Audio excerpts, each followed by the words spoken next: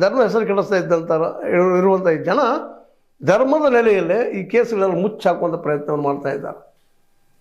ಧರ್ಮದ ಮುಖವಾಡ ಹಾಕ್ಕೊಂಡು ಅದು ಹಿಂದಿದ್ದಂಥ ವ್ಯಕ್ತಿ ಹಿಡಿಬೇಕಂತ ಹೋದಾಗ ಆ ವ್ಯಕ್ತಿ ಮಂಜುನಾಥ ಅಣ್ಣಪ್ಪ ಸ್ವಾಮಿಯನ್ನು ಮುಂದಿಟ್ಟುಕೊಂಡು ಈ ಎಲ್ಲ ಕೃತ್ಯಗಳನ್ನು ಮಾಡಿದ್ದಾನಂತ ಅನ್ನೋದು ಕೆಲವರು ವಾದ. ಅಂಥವ್ರಿಗೆ ಇವರು ನಕ್ಸಲೈಟ್ಸ್ ಅಂತ ಕರೆಯುವಂಥವ್ರು ಅಲ್ಲಿ ಜನ ಇದ್ದಾರೆ.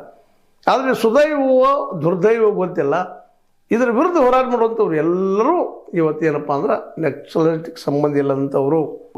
ಅವರೂ ಸಹ ರೈಟ್ ವಿಂಗ್ದವರು, ದೇವ್ರ ನಂಬಿಕೆ ಇಟ್ಟಂಥವ್ರು, ಸತ್ಯ ನ್ಯಾಯ ನಿಷ್ಠವೃತ್ತಿಯನ್ನು ಹಿಡ್ಕೊಂಡು ಬಂದಂಥವ್ರು. ಉದಾಹರಣೆಗೆ ತಿಮರೋಡಿಯವರು, ಮಟ್ಟಣ್ಣವರು, ಸೋಮನಾಥ್ ನಾಯಕರು, ವಿಠ್ಠಲಗೌಡರು, ಧರ್ಮಸ್ಥಳದ ನೆಲೆಯಲ್ಲಿ ಮಂಜುನಾಥನ ಆಶೀರ್ವಾದದಿಂದ ಬದುಕ್ತಾರಂತ ಹೇಳುವಂಥ ವಿಠ್ಠಲಗೌಡರು, ಇಂಥವ್ರು ಎಲ್ಲರೂ ಇರುವುದರಿಂದಾಗೆ ಇದು ಇನ್ನಷ್ಟು ಸ್ವಲ್ಪ ಉಳಿದದಪ್ಪ ಕೇಸ್ ಅನ್ನುವಂಥದ್ದಾಗ್ಯದ.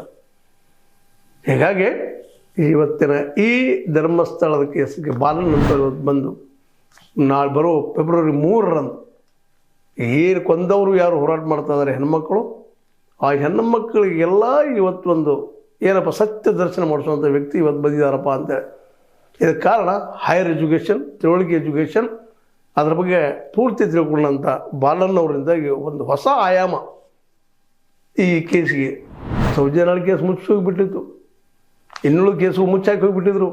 ಈವನ್ SIT ಯಾವ SIT ತನಿಖೆ ಮಾಡೋಕ್ಕೆ ಬಂದಿತ್ತೋ ಅದರ ಬಾಯಿಯನ್ನು ಸಹಿತ ಬಂದ್ ಮಾಡಿ ಹೋಗ್ಬಿಟ್ಟಿದ್ರು. ಕೇವಲ ಅದು ಚೆನ್ನೈ ಸುತ್ತ